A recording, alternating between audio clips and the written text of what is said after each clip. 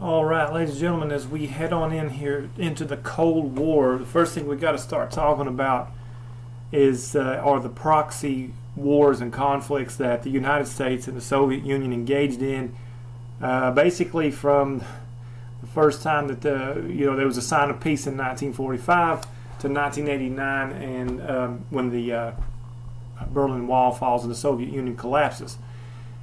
So you're looking at first here, the Korean War was the first major proxy war, and we've already talked about in previous activities what was going on in Berlin and how Russia had already started to show a little bit of aggression there because they wanted to keep Germany divided and weak so that they would not be invaded again, and that's understandable. But so this boils over into the Korean Peninsula, where the communist revolution has already happened in China. We already talked about that. We know how that turned out with Mao Zedong coming out on top of things and in power, and the nationalists had to flee to Taiwan. What Truman wants to do, and he had set this policy up before he left, was called containment. They didn't necessarily want to attack Russia or to eliminate communism because they knew that was not possible. You cannot kill an idea, but you can contain it. So on the Korean Peninsula, what they do is they set up, before each side leave, the Soviets set up their government in the north, and they helped the North Koreans establish a communist government there, and the United States helped the South Koreans to set up a nationalist capitalist government. Who had been there before? It was the Japanese. You see, the Japanese took over the Korean Peninsula during World War II, and once they surrendered, the United States and Russia comes in to kind of like they did in Berlin to help establish the governments.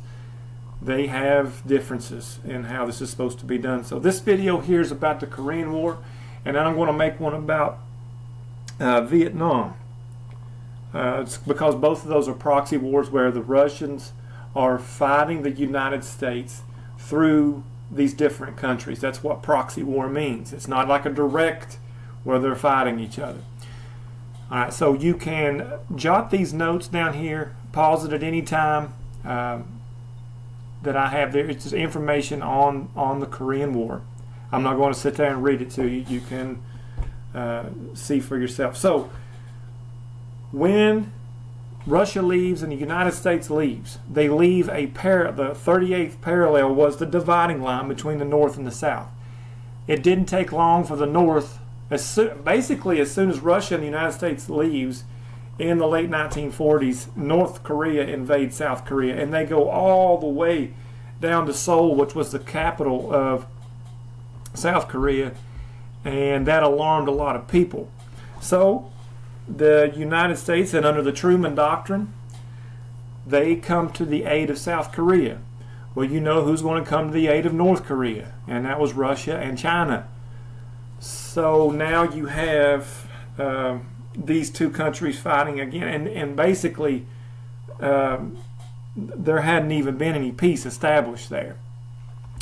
So moving along here, I think that'll do it. There's a standoff at the 38th parallel, and Truman, he kind of lets loose one of the generals from World War II, if you remember, MacArthur. And MacArthur starts to gain land back into North Korea. And a matter of fact, he chases them all the way to the Chinese border, even after he had been told, do not pursue the North Koreans any further than their capital, Pyongyang. But he wants to keep on going. Matter of fact, he just wants to go right on into China.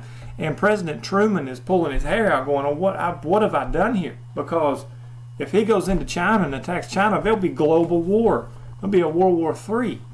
And so he has to relieve MacArthur of his command of the army after that. So South Korea, they fight back, but when Chinese government gets involved, they start to push the United States and joint UN forces back. They push all the way back down to Seoul and recapture Seoul again. So now it's kind of going, it's a back and forth kind of thing. So by September 1950, the North Korean Army had control over most of the Korean Peninsula. After China feels threatened, they send in all of their troops, and Russia gets involved. They're sending heavy artillery in, and the fighting continues for 2 more years on both sides. They basically, here's what's cool about, not cool, but here's what's interesting about the Korean War. It's not over. There was never a treaty signed. If you look there, it says both sides signed a ceasefire in July of 1953, but there was never a formal treaty signed. So the questions that you have on your activity, and there's a video called Behind Enemy Lines, or Behind the Lines in North Korea. It was done by Lisa Ling, and it's on YouTube. I'll put the link in the activity. It gives you first-hand look at the DMZ, or the demarcation zone, where there's not supposed to be any military fighting. It is the most fortified border between any 2 countries in the world. And so your questions are, why did U.S. enter this war?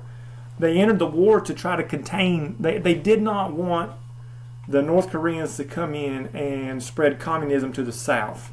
So they intervened militarily, and that didn't turn out well because our soldiers were not used to the Korean terrain, and MacArthur almost caused World War III when he went into China. That's why. So how did the conflict end? It's still a stalemate. If you watch that video that I put in the activity called Behind the Lines in North Korea, you'll see that there's still a demarcation zone at the 38th parallel that separates the North and the South. You hear North Korea in the news all the time, with their leader there threatening global nuclear war and all of that stuff. So that's how this has ended up in 2017, still going on. And so that was the last question. What are the effects today? North Korea remains isolated from the world. They remain a threat to global peace. Even Russia and China don't want to fool with North Korea because they don't know what to do with them. So that should answer the questions there for the Korean War. If you want to, you can go back through these the slides that gives you a little bit more information. There's the aftermath of the war. There were 130,000 U.S. troops. That's going to double in Vietnam. Nearly 250 to 260,000 troops, and a lot more missing. North Korea has not done well economically since then. So so we'll start with Vietnam War next. This has been 8 minutes. It's a little bit long, but should help you answer those questions that are on your activity.